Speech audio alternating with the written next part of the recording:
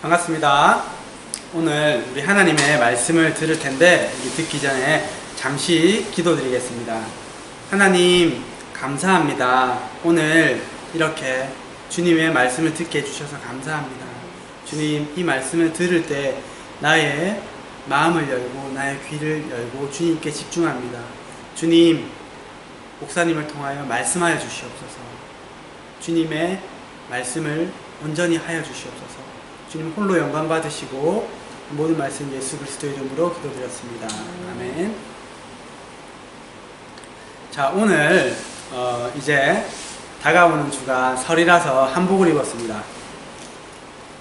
모두 주님 안에서 새해 복 많이 받으시기를 축복합니다. 오늘은 예수님을 따라가는 크리스찬의 삶에서 가장 중요한 덕목 네 번째 시간입니다. 오늘이 네 번째 시간이자 마지막 시간인데 그 말은 우리 희원이가 이제 갈 날이 며칠 남지 않았다는 뜻이죠. 처음에 올 때만 해도 한 달이 굉장히 길게 느껴지고 제가 이렇게 처음 이 시리즈를 시작할 때 생각이 나는데 벌써 다 끝나고 갈 때가 되었어요. 우리가 지난 3주간 무엇에 대해서 나눴냐면 믿음, 소망, 사랑에 대해서 나눴습니다. 하나님은 우리의 믿음을 기뻐하신다고 했죠. 믿음이 없이는 하나님을 기쁘시게 하지 못하나니, 이 믿음으로 말미암아 우리는 의로워지는데, 특별히 어떤 믿음이냐면 예수님께서 우리의 죄를 지고 가신 그 믿음으로 말미암아 우리는 의로워져서 구원을 받을 수 있어요. 그리고 이 믿음으로, 이 믿음 안에서 우리는 예수님께서 이 세상에 다시 오실 것, 그리고 예수님이 다시 오실 때에 내가 만약 살아있다면 휴거될 것이고 죽어있다면 부활의 몸을 입고 다시 올라갈 그러한 소망, 그리고 그 이후에 영원히 천국에서 살아갈 그 소망이 있는 것을 우리는 보았습니다. 그리고 이 믿음과 소망을 가진 우리는 하나님께서 사랑의 하나님이시고, 그리고 우리를 이 목적으로 만드셨는데 하나님을 사랑하고 서로를 사랑하면서 이 세상을 살고 남은 영원한 생명을 그렇게 살 것이에요. 이렇게 믿음과 소망과 사랑, 이 세 가지가 굉장히 중요하기 때문에 이 세 덕목에 대해서 배웠는데, 오늘의 주제는 무엇이냐면 제가 지난 3주간의 그 주제를 정할 때 별로 고민하지 않았어요. 믿음, 소망, 사랑, 이것이 크리스찬의 삶에서 아주 가장 중요한 덕목이기 때문에 별로 고민하지 않았는데, 오늘 주제도 역시 별로 고민하지 않고 이 시리즈를 처음 생각할 때부터 이 네 가지 주제를 나누어야 되겠다 이렇게 생각을 하고 있었습니다. 이것은 그만큼 우리 크리스찬의 삶에 정말 날마다 순간순간마다 적용이 되는 중요한 덕목이고, 그리고 더 나아가서 우리의 구원과도 연결되는 것이기 때문에 아주 중요한 것입니다. 이게 뭐냐면 바로 성화입니다. 성화. 영어로는 sanctification이라고 하는데 한자로는 아마도 거룩한 그러한 성 이런 걸 쓰지 않을까요? 그렇게 싶습니다. 성화는 예수님을 따라 성스럽게 변해가는 그 삶을 의미합니다. 제가 지난주에 이어서 이번 주에도 네이버 사전에서 성화라는 말이 뭐라고 나와 있을까 궁금해서 찾아봤습니다. 근데 역시나 굉장히 이 낱말의 의미가 제 마음에 팍팍 와닿고 너무나도 정확한 해석이다 하는 마음이 들었습니다. 어떻게 나와 있냐면, 신의 은총으로 의롭게 된 사람이 성령으로 신성한 인격을 완성함, 이렇게 나와 있어요. 와, 이거 누가 이거를 해석했는지 몰라도 진짜 잘했어요. 신의 은총으로 의롭게 된 사람이 성령으로 신성한 인격을 완성함. 정말로 맞는 성화의 그 표현이라고 생각됩니다. 이것을 좀 더 풀어서 해석하자면, 하나님의 은혜로 예수님을 믿고 의롭게 된 우리가 성령님의 변화시키심을 받아서 신의 성품에, 신의 인격에 다다르는 것, 이것을 성화라고 볼 수 있습니다. 우리가 이것이 좀 너무 어려울 수도 있는데 우리 희원이에게 그리고 어린이들에게는 좀 더 쉽게 그렇게 아주 잘 표현한 찬양이 있습니다. 그래서 제가 이 찬양을 우리가 같이 한번 드리고 이 찬양을 한번 의미를 생각해 보도록 하겠습니다. 우리 좀 전에 찬양했죠. He's changing me. 이렇게 우리가 찬양해 보겠습니다. He's changing me. 사랑의 주님 아니네. 내가 알던 그 사람 때론 느리지만 난 알고 있죠. 언젠가 난 완전해져요. 매일매일 조금씩 매일매일 변하지요. Just changing, oh yes, changing me. 주께로 돌아선 걷고 있죠. 우리 속을 Just changing, oh yeah. 자, 바로 이 찬양입니다. He's changing me. 우리가 제가 어렸을 때 정말 많이 불렀던 그 찬양입니다. 제가 이 찬양을 어렸을 때 부를 때는, 희원이 말할 때 불렀을 때는 이 찬양의 가사의 의미를 잘 알지 못했어요. 근데 나이가 들고 이렇게 크고 나서 이 찬양을 불러보니까 이 짧고 간략한 찬양 안에 엄청난 복음의 메시지가 숨어 있는 것을 발견했습니다. 제가 이것뿐만 아니라, 이 찬양뿐만 아니라 어린이 찬양을 요즘에 새로 불러보면서 느끼는 것은, 와, 정말 이 어린이 찬양이지만 이 안에 순수하고 정확한 복음이 너무나도 많이 담겨있는 그러한 찬양들이, 주옥같은 찬양들이 많은 것을 발견하거든요. 그래서 여러분들도 어린이 찬양을 다시 한번 찾아서 불러보시기를 축복합니다. 이 찬양을 보면 이렇습니다. He's changing me. 하나님이 나를 변화시키고 계세요. 사랑의 주님. 아니에요, 옛날 알던 그 사람. 나는 더 이상 옛날에 내가 아니라는 말입니다. 때로는 느리지만은 난 알고 있습니다. 언젠가는 나는 완벽해져요. 정말 예수님을 닮아서 때로는 느리지만 천천히 조금씩 예수님을 닮아가는 그것을 우리가 찬양하고 있는 것입니다. 이 찬양 가사처럼 우리는 예수님을 만나고 나면 옛날에 나는 버리고 예수님 안에서 새 사람으로 매일매일 조금씩 변해야 됩니다. 이것이 우리가 예수님을 믿는 사람이라는 증거입니다. 예수님을 믿는다고 하는데 10년이 지나도 20년이 지나도 30년이 지나도 변하지 않는 사람들이 있습니다. 그것도 많이 있는데 그 사람은 예수님을 제대로 믿는 사람이 아닙니다. 레위기 11장 45절에 하나님께서 이스라엘 백성들에게 이렇게 말씀하셨습니다. 내가 거룩하니 너희도 거룩하라. 거룩하다라는 말이 홀리라고 하죠. 이게 무슨 의미일까요? 이것을 원어로 찾아보면, 히브리 원어로 찾아보면 이런 의미가 있습니다.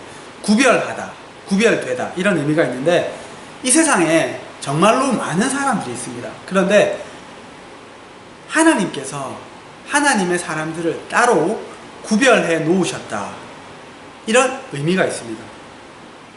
이 세상은 하나님을 버리고 폐역한 가운데 흘러가고 있는 그런 강물과도 같습니다. 그런데 그것을 거슬러 살아가는 자들이, 하나님의 말씀을 따라 그것을 거슬러 살아가는 자들이 우리이고 구별된 자, 거룩한 자인 것입니다. 이것은 마치 연어가 산란 시기가 되면은 그 강을 거슬러 올라가서 상류로 올라갑니다. 그리고 알을 낳고 죽거든요. 그런 것처럼 이 세상은 점점 더 타락해서 정말 하나님께서 하지 말라고 하신 것, 옛날에는 우리가 상상도 할 수 없었던 그러한 악을 지금은 자연스럽게 당연시하면서 또 그것을 하는 것이 맞다고 인정해주면서 법까지 그렇게 바꿔가면서 그렇게 타락하고 악해져가는 세상 가운데 우리는 살고 있습니다. 그런데 이 세상 가운데서 우리는 그 세상의 물줄기를 거슬러가는 연어와 같은 구별된 사람들입니다. 예수님은 마태복음 5장 48절에서 이렇게 말씀하셨습니다. 하늘에 계신 너희 아버지의 온전하심과 같이 너희도 온전하라. 영어로 이야기하면 표현이 훨씬 더 와닿습니다. 희원이도 이 정도는 알아들을 수 있다고 생각됩니다. Be perfect as your heavenly Father is perfect. 너희 하늘에 계신 아버지께서 완벽하신 것처럼, 이게 한글로는 온전하심 같이 이렇게 되어 있는데, 완벽하신 것처럼 너희도 완벽해라, 이 말입니다. 부모는 자녀가 자기의 좋은 점을 담기를 원하죠. 하나님도 우리의 부모님으로서 우리가 하나님의 좋은 점을 닮으시기를 원하십니다. 그런데 이 말씀을 듣고 오해할 수가 있습니다. 내가 완벽한 것처럼 너도 완벽해라. 이 말은 무슨 말이냐면, 우리가 학교에서 시험에서 100점을 맞고 항상 1등을 하고, 그리고 세상에서 성공해서 항상 1등 자리에 차지하고 높은 사람이 되라는 그 말이 아닙니다. 하나님께서 말씀하신 이 완벽하라는 말은 하나님의 성품과 같이 정의롭고 사랑하고 인내하고 오래 참고 그리고 온유하고 절제하고 이러한 것들에 있어서 완전하라는 말씀이신 것입니다. 또 에베소서 4장 13절은 이렇게 이야기합니다. 그리스도의 장성한 분량이 충만한 데까지 이르리니. 개인적으로 이 말씀이 저는 성화를 설명하는 가장 좋은 성경 구절이 아닌가 그렇게 생각합니다. 그리스도의 장성한 분량이 충만한 데까지 이르는 것, 이것이 바로 성화입니다. 우리는 예수님을 믿고 새로 태어납니다. 그래서 이것을 우리는 거듭난다고 하죠. 새로 태어난 사람은 육체적으로 어른일지라도, 예를 들어서 제가 30살에 예수님을 만났다면 육체적으로는 어른이잖아요. 그렇지만은 영적으로는 그때 갓 태어난 신생아와 마찬가지입니다. 이 신생아가 예수님을 만나고 그분 안에서 점점 그분의 모습을 닮아가는, 그리고 그 그리스도의 장성한 분량이 충만한 데까지 이루어지는 이 과정이 성화의 과정입니다. 이 과정 안에서 예수님을 알기 전에 옛사람은 점점 죽어가고 예수님의 모습으로 점점 변화되어 가는 것입니다. 베드로후서 1장 4절에 이런 말씀이 있습니다. 신성한 성품에 참여하는 자가 되게 하려 하셨다. 이 말은 하나님께서 우리가 신성한 성품, 즉 하나님의 성품에, 하나님의 인격에 참여하는 자가 되기를 원하신다, 이런 의미입니다. 또 시편 82편 6편에 하나님께서 이렇게 말씀하십니다. 너희는 신들이며 지존자의 아들이라 하셨다. 하나님께서 우리에게 신들이라고 말씀하십니다. 그리고 지존자의 아들이라고 말씀하십니다. 다시 말해서 하나님의 아들이라는 것입니다. 그것은 우리도 신과 같다는 것입니다. 예수님은 요한복음 10장 35절에 방금 전에 제가 읽었던 이 말씀을 인용하시면서 하나님의 말씀을 받은 자들은 신들이다, 이렇게 말씀하셨습니다. 다시 말하면 하나님의 말씀을 받은 우리는 신들이다 이렇게 말씀하는 것입니다. 이 말씀은 하나님께서 우리가 신의 성품에 참여해서 신과 같이, 즉 하나님이 하나님처럼 되기를 원하신다는 것입니다. 그 이유는 우리가 하나님과의 사랑의 관계를 누리시기 원하시기 때문입니다. 이 말씀을 잘 들어야 됩니다. 그렇지 않으면 굉장히 큰 오해를 할 수 있습니다. 정말 아담과 하와가 선악과를 따먹었을 때 그 뱀이 이렇게 이야기했습니다. 너는 이걸 먹으면 눈이 밝아져서 신과 같이, 하나님과 같이 될 것이다 이렇게 이야기했습니다. 그런데 하나님께서 정말 이렇게 이야기하시는 것입니다.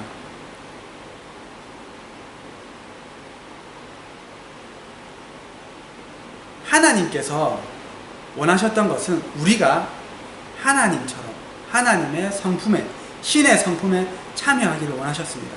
그렇기 때문에 우리를 다른 동물들과 다르게 하나님의 형상대로 만드셨습니다. 그리고 하나님의 자녀로 만드셨습니다. 하나님의 자녀는 하나님처럼 그렇게 되는 것입니다. 그리고 예수님의 신부로 만드셨습니다. 이것이 정말로 깊은 그러한 진리이고 하나님의 복음 안에 숨겨져 있는 그런 것입니다. 이것을 위해서 하나님은 우리를 흙에서 보잘것없이 만들어진 이 우리가, 더군다나 죄로 인해서 타락한 이 우리가 점점 신의 모습을 닮아 변화하게 하셨습니다. 이것이 하나님께서 우리를 만드신 목적이고, 이것을 통해서 결국에는 우리가 사랑의 관계로 하나님과 들어가서 그 안에서 사랑의 관계를 누리는 것이 하나님께서 우리를 만드신 목적입니다. 그렇기 때문에 우리는 성화되어야 되며 이것이 엄청난 우리에게 영광인 것입니다. 또한 우리는 성화는 우리의 구원과도 직결되어 있습니다. 많은 교회와 크리스찬들이 예수님을 영접하고 구원받는 그까지만 초점을 맞추고 그까지만 메시지를 전합니다. 그런데 이것 또한 매우 중요한 일이지만은 여기서 그친다면 이것은 반쪽짜리 복음입니다.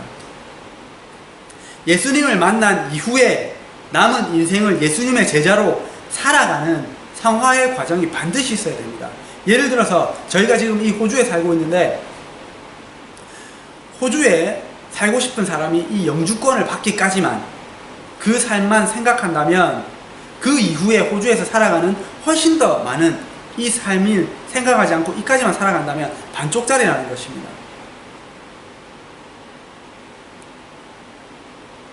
예수님을 영접함으로 얻어지는 이 구원은 한 번 얻으면 끝나는 것이 아니라 우리가 죽을 때까지 끝까지 이루어 가야 하는 것입니다. 사도 바울은 빌립보서 2장 12절에 이렇게 말씀합니다. 두렵고 떨림으로 너희 구원을 이루라. 그리고 이어서 15절에 너희가 흠없고 순전하여 어그러지는 세대 가운데서 하나님의 흠없는 자녀로 세상 사람들 가운데서 빛을 내라 이렇게 이야기합니다. 이 말씀을 들으면 제가 좀 전에 비유를 들었던 강을 거꾸로 거슬러 올라가는 그 연어가 생각이 납니다. 이 연어처럼 우리는 흠이 없고 순전하여져서 어그러지고 거스르는 이 세대 가운데 그것을 역행해서 가라는 것입니다.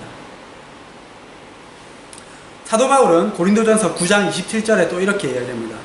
내가 내 몸을 쳐서 복종하게 함은 내가 남에게 전파한 후에 도리어 자신이 버림을 당할까 두려워함이라. 이 말씀은 사도 바울이 자신이 전파한 복음으로 다른 사람들은 구원시키고 정작 자신은 구원받지 못할까봐 날마다 자신을 쳐서, 내 옛사람을 쳐서 성화의 과정을 이루어 나가는 것이라는 뜻입니다. 그렇지 않으면 자기 자신도, 사도 바울과 같은 사람도 이 구원을 받지 못할까 두렵다는 것입니다. 예수님 역시 이 성화되는 삶을 많이 말씀하셨는데, 특별히 우리가 이해하기 쉽게 하기 위해서 열매 맺는 나무에 참 많은 비유를 하셨습니다. 먼저 누가복음 13장 6절에서 9절입니다. 자, 우리가 찾아서 이 말씀을 한번 읽어보겠습니다. 누가복음 13장 6절에서 9절입니다.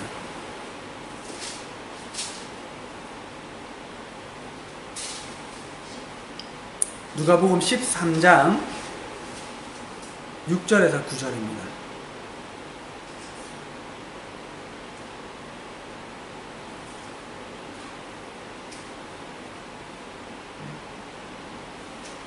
자, 다같이 한 사람이, 여기서부터 읽어보겠습니다. 시작. 한 사람이 포도원에 무화과나무를 심은 것이 있더니 와서 그 열매를 구하였으나 얻지 못한지라.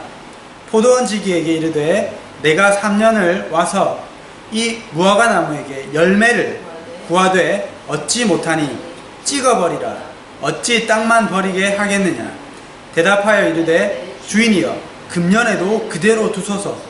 내가 두루 파고 거름을 줄이니 이후에 만일 열매가 열면 좋거니와 그렇지 않으면 찍어버리소서 하셨다 하시니라. 이 비유에서 이 포도원 주인은 하나님이십니다. 그리고 포도원 지기는 예수님이시고 이 무화과 나무는 우리입니다. 하나님이 이 무화과 나무에게 무엇을 요구하시죠? 열매를 요구하십니다. 우리 어제 브리즈번 마켓 가서 봤죠? 무화과 열매를 봤습니다. 하나님께서 요구하시는 것은 그 잎도 아니고 줄기도 아니고 그 열매를 요구하십니다. 그런데 하나님이 말씀하시기를 3년 동안 내가 이 무화과 나무에게 열매를 발하였으나 얻지 못하니 찍어버리라, 이렇게 말씀하십니다. 그러니까 예수님이 뭐라 하시냐면, 하나님 참아주십시오. 제가 이 나무에게 좀 더 노력해 보겠습니다. 물을 주고 거름을 주고 은혜를 주고 성령을 부어서 더 많이 열매 맺도록 해보겠습니다. 그 이후에도 만약에 열매를 맺지 못하면 찍어버리십시오, 이렇게 이야기합니다. 예수님이 길을 가시다가 시장하셔서 어떤 무화과 나무를 보시고 그 나무에 열매를 구하셨는데 그 나무에 열매가 없으니까 그 나무를 저주하는 그 이야기를 우리는 잘 기억할 것입니다. 이 비유가 그런 것입니다.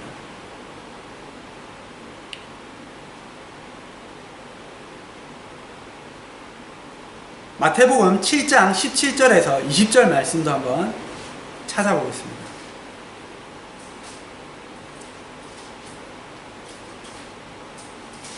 마태복음 7장 17절에서 20절.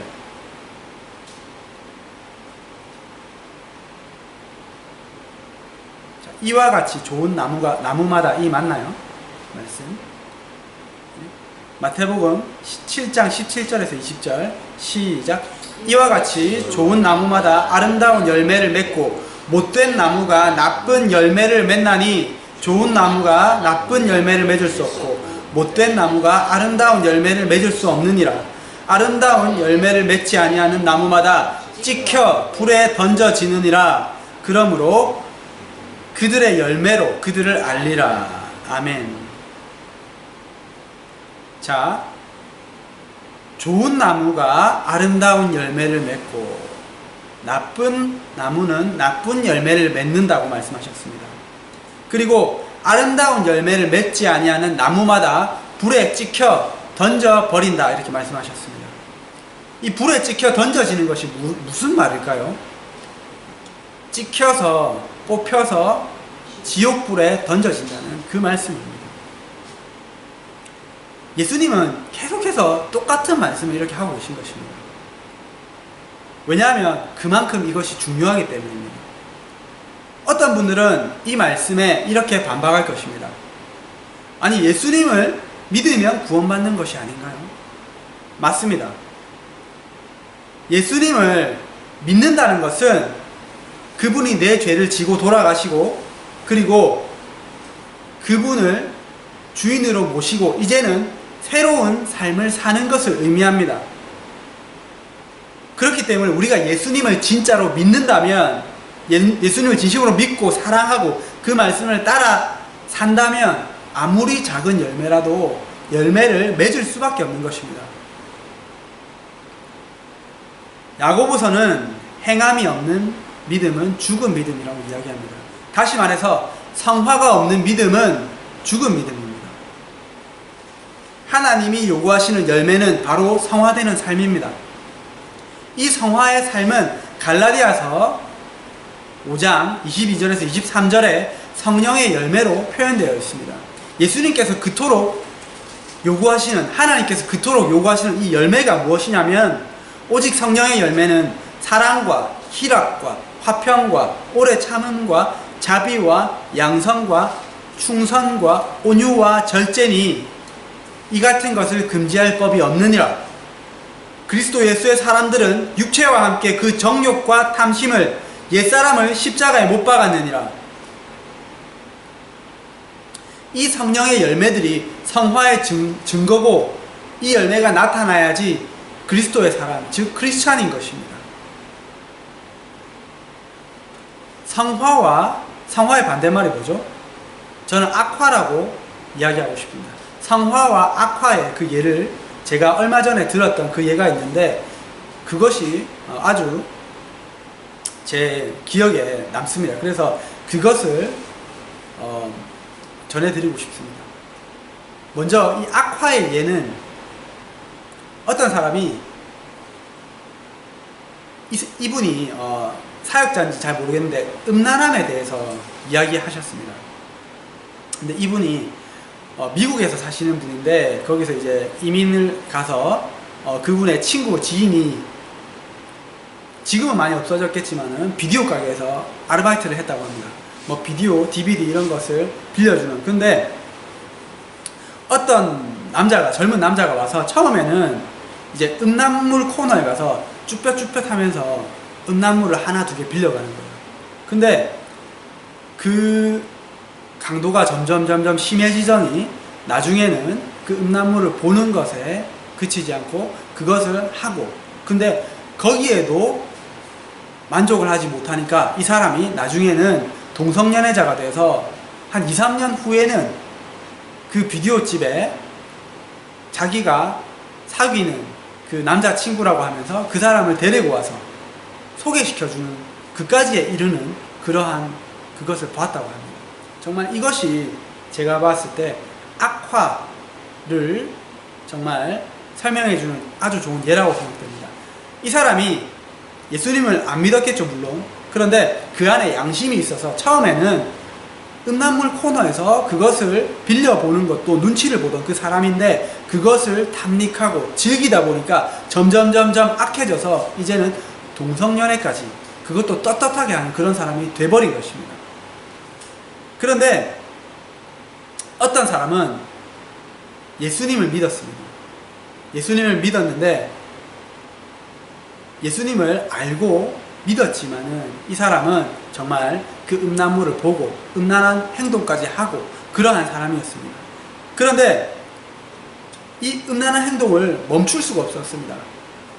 하나님의 말씀은 이것이 죄다고 이야기하는데, 나는 그것을 할 힘이 없어서, 정말 예전에는 그저 교회만 왔다 갔다 할 때는 그러지 않다가 예수님을 진심으로 만났을 때, 그때부터는 이것이 죄로 느껴지고 이것을 끊고 싶어서 정말 이 죄를 지을 때마다 하나님 앞에서 애통하면서 자복하고 성령님께 구했습니다. 하나님, 이 죄로부터 자유로워질 수 있도록 주님, 저를 속사람으로부터 겉사람까지 변화시켜 주소서. 날마다 변화시켜 주소서. 저를 이 죄로부터 끊어 주십시오. 그러니까 이 사람이 정말 1년이 지나고 2년이 지나고 3년이 지났을 때 더 이상 음란물을 보지 않고 음란한 행동을 하지 않는 자신을 발견했습니다. 물론 우리가 세상을 살아가면서 음란한 것을 한 번씩 보게 됩니다. 그럴 때마다 그 죄와 싸워 이기려고 노력하는 그런 사람이 된 자신을 발견했습니다. 이것이 바로 성화입니다. 이것이 바로 예수님을 닮아가는 삶입니다. 저희 아내가 자주 이런 얘기를 합니다.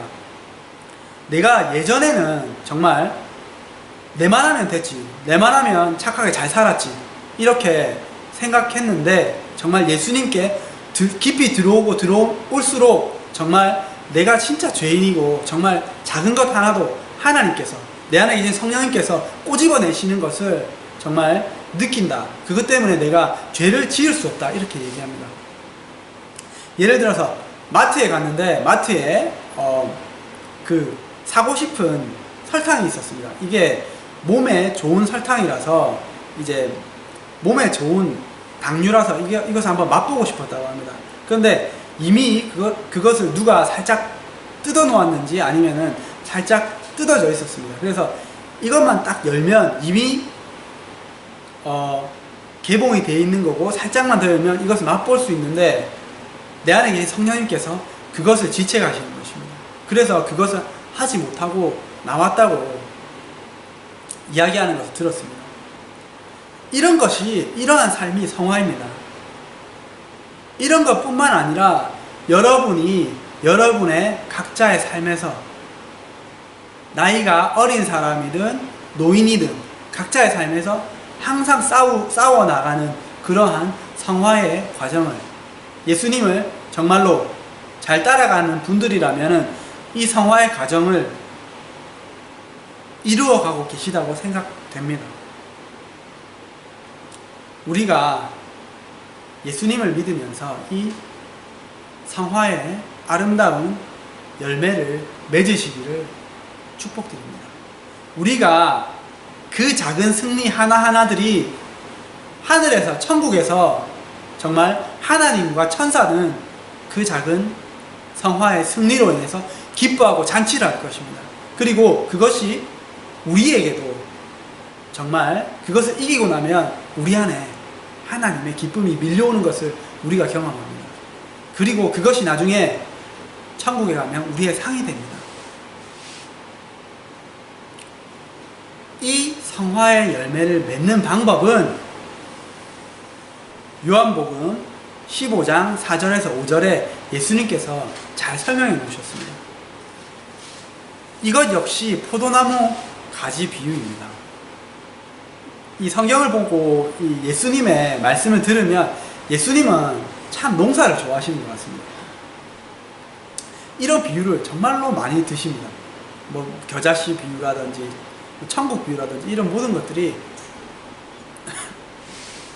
자, 우리 요한복음 15장 4절에서 5절까지를 한번 다 같이 읽어보겠습니다.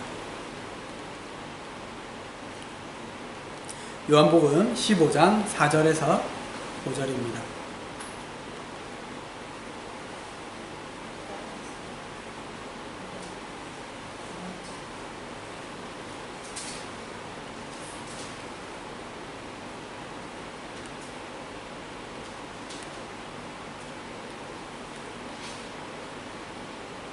네.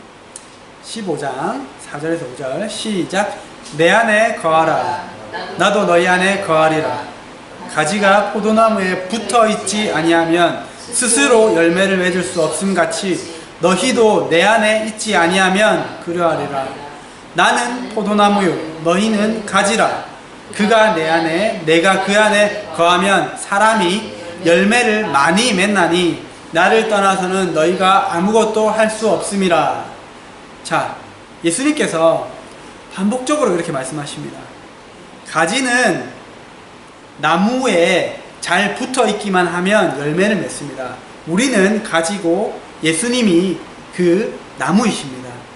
우리가 이 나무에 잘 붙어 있으면 저절로 열매를 맺게 됩니다. 우리는 예수님을 떠나서는 아무것도 할 수 없습니다. 반면에 우리가 예수님께 잘 붙어 있으면 예수님께서 말씀하신 것처럼 주님 안에 거하면 주님께서 내 안에 거하시고 우리가 열매를 맺게 되는 것입니다. 우리가 지난번에 첫 시간에 사랑에서도 배웠죠. 우리는 사랑이 아니기 때문에 사랑의 근원이신 하나님께 딱 붙어서 그 사랑을 계속 많이 먹어야 됩니다. 그래야지 사랑이 흘러내려갈 수 있습니다. 마찬가지로 우리가 이 열매를 맺기 위해서는 우리에게는 이것이 없기 때문에 하나님께, 성령님께 딱 붙어 있어야 됩니다. 그러면 우리에게 이러한 열매들이 주렁주렁 맺히게 될 것입니다. 제가 여러 가지로 많이 말을 했지만은 중요한 것은 딱 하나입니다. 예수님께 잘 붙어서 그 영양분을 잘 빨아먹고 아름다운 열매를 맺으십시오. 성화의 열매를 맺으십시오.